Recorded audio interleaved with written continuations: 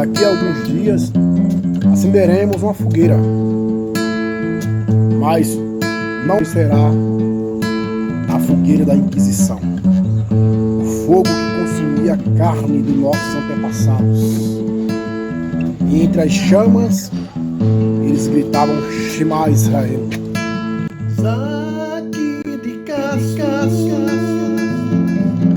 Daqui a alguns dias iremos acender a fogueira de Lag BaOmer, de Shimon Bar Yochai.